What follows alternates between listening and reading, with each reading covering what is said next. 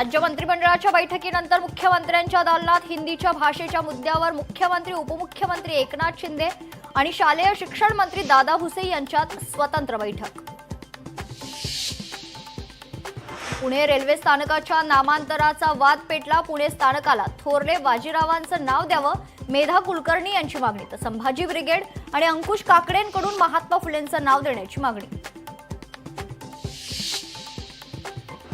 आजपासून राज्यात ई कॅबिनेटला सुरुवात। सर्व मंत्र्यांना कॅबिनेटमध्ये 50 आयपॅडचं वाटप।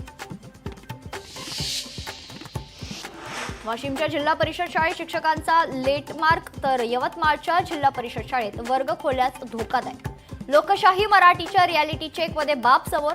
शिक्षण मंत्री दादा भुसे कारवाई करणार का, याकडे लक्ष।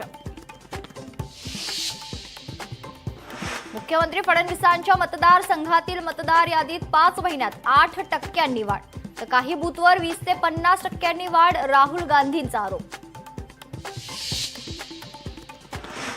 हिंदी भाषेसंदर्भात शिक्षण मंत्री दादा भुसे घेणार राज ठाकरे यांची भेट। भेटीसाठी दादा भुसेंनी वेळ मागितली, सूत्रांची माहिती। माळेगाव साखर कारखान्याच्या निवडणुकीत क्रॉस वोटिंग। माळेगाव, सांगवी, पंढरे गटात पॅनल टू पॅनल मतदान न झाल्याचं सबब। सर्वच उमेदवारांची धाकधूक वाढली। आषाढी वारीबाबत वादग्रस्त वक्तव्याप्रकरणी लोकशाही मराठीच्या न्यूज प्लॅनेट नंतर अबू आझमींचा माफीनामा।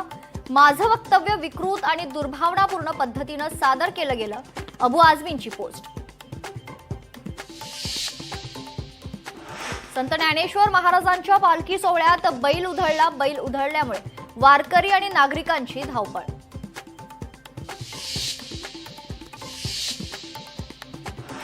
नुसत्या बैठका घेऊन सरकारकडून मराठीची अवहेलना, संजय राऊतांचा आरोप। हिंदी सक्तीवर अभिनेते नाना पाटेकर, प्रशांत दामले गप्प का, राऊतांचा सवाल।